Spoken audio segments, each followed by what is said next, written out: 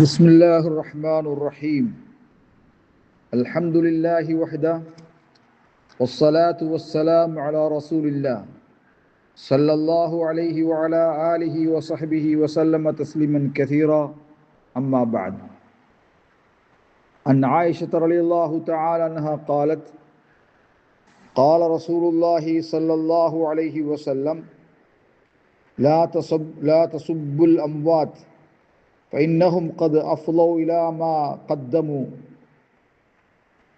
إلى آخر الحديث.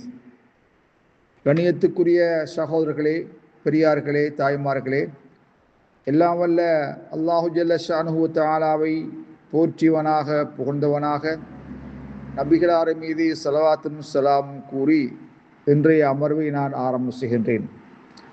இன்றைய அமர்வின் தலைப்பாக மரணத்துக்கு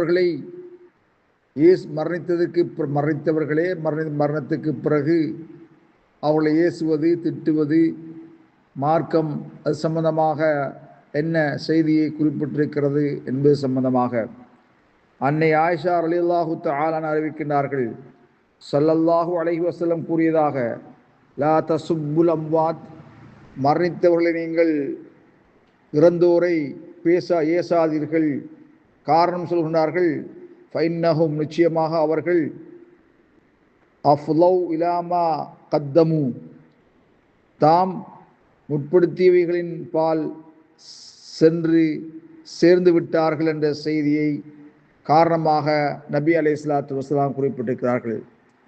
இந்த ஹதீஸை இமாம் புகாரி ரஹ்மத்துல்லாஹி அவர்கள் கிதாபுல் ஜனாயிஸ் என்ற பாடத்தின் இறுதியிலே மா யுன்ஹா அன் மின் சப்பில் அம்வாத், மரணித்தவர்கள் இறந்தோரை இயேசுவதை தொட்டும் தடை செய்யப்பட்ட பாடத்திலே குறிப்பிட்டிருக்கின்றார்கள்.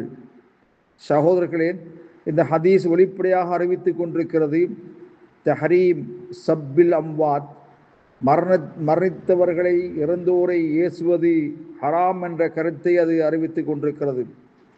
அவர்களுடைய மரியாதைகளை போக்குவது, கண்ணியத்தை போக்குவது தடை செய்யப்பட்டிருக்கிறது என்று பொதுவாக கூறப்பட்டிருக்கிறது. லா தசுப்பு என்று ஏச வேண்டாம், ஏசாதீர்கள் என்று கூறப்பட்டிருப்பது அது ஹராம் என்ற கருத்தை அறிவித்துக் கொண்டிருக்கிறது. ஏனென்றால் தடையின் அடிப்படையாகிறது அது ஹராத்தை அறிவிக்கின்றது. மன் சப்பில் அம்வாத் முத்துலக்கன், பொதுவாக மரணித்தவர்களை ஏசுவது தடை செய்யப்பட்ட என்ற செய்தியை அது அறிவித்துக் கொண்டிருக்கிறது. அவர் முஸ்லிமாக இருக்கலாம், காஃபிராக இருக்கலாம், நீதமான நியாயமான கெட்டவனாக தீயவனாக எப்படி இருந்தாலும் அவனை பொதுவாக நீங்கள் ஏசக்கூடாது என்ற செய்தியை சொல்லியிருந்தாலும் கூட உலமாக்களுக்கு மத்தியிலே முஸ்லீமை பேசுவது கூடாது என்பதிலே மாற்று கருத்து கிடையாது. மரணித்த ஒரு முஸ்லிமான ஒருவரை, இறந்த ஒருவரை ஏசுவது, திட்டுவது கூடாது என்ற கருத்திலே ஒன்றுபட்டிருக்கிறார்கள். அதே நேரத்திலே ஏனால் அவனுக்கு தனியான ஒரு மரியாதை இருக்கிறது, கண்ணியம் இருக்கிறது. ஆகவே நாம் அவனை பற்றி பேசுவது கூடாது என்ற செய்தியோடு, தேவை இருந்தால் அவன் கெட்டவன் தீயவன், அவனை பற்றி பேசுவதில், அவனை பற்றி கூறுவதில் தேவை இருந்தால் கூறுவதிலே தடை கிடையாது என்ற கருத்தையும் குறிப்பிட்டிருக்கிறார்கள். ஒரு ஹதீஸுக்கலை அறிஞர்கள் அறிவிப்பாளரை பற்றி அவர்கள் அலசி ஆராய்கின்ற பொழுது, தாலு நகத்தாபு, வாருங்கள் அவளை பற்றி நாங்கள் புறம்பேசுவோம் என்று கூப்பிட்டு ஒவ்வொருத்தராக ஆராய்ந்து அவர்கள் செய்திகளை தொகுத்திருக்கின்றார்கள்.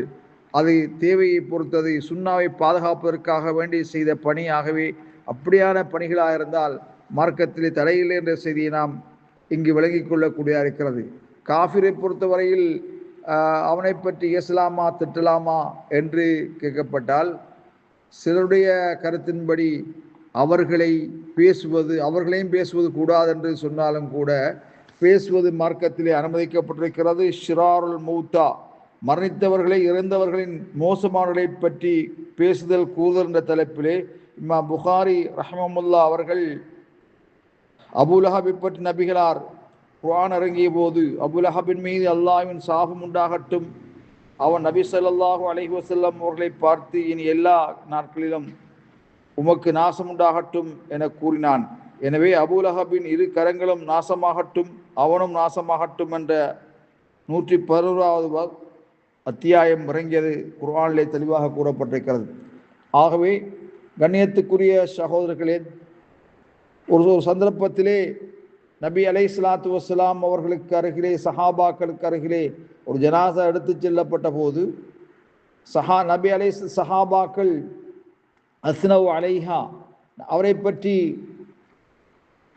புகழ்ந்துரைத்தார்கள், அவர் செய்த நற்காரியங்களை பற்றி குறிப்பிட்டார்கள்.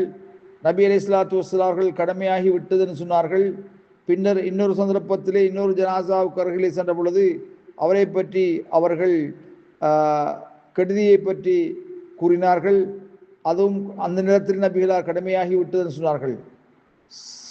உமர் ரலியல்லாஹு தஆலா கேட்டார்கள், ஹாதா அஸ்னைத்தும் அலைஹி கைரன் ஃபஜபத் லல் ஜன்னah, நீங்கள் இவரை பற்றி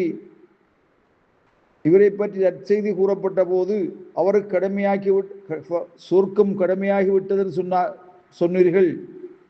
இவருடைய ஜனாசா எடுத்து செல்லப்பட்ட போது நரகம் கடமையாகி விட்டது என்று சொன்னீர்கள். அந்தும் ஷுஹதா உல்லாஹி ஃபில் அர்ள், நீங்கள் பூமியிலே அல்லாஹ்வுடைய சாட்சியாளர்கள் என்று நபி ஸல்லல்லாஹு அலைஹி வஸல்லம் சொன்ன செய்தி ஹதீஸ்களிலே பதிவு செய்யப்பட்டிருக்கிறது. ஆகவே ஒரு மனிதனுடைய நன்மையை கூறுவது தேவைக்காக, நன்மையை தீமையை கூறுவது தேவைக்காக அனுமதிக்கப்பட்டுள்ளது. அவ்வாறு கூறுவது அது கீபத்தாக, புறம்பேசுதல் அமையாது. ஏனென்றால் நபி அலைஹிஸ்ஸலாத்து வஸ்ஸலாம் அவர்கள் அந்நேரத்திலே சஹாபாக்கள் கூறியதை அவர்கள் நிராகரிக்கவில்லை. வல்லாஹு அலம் பிஸ்ஸவாப்.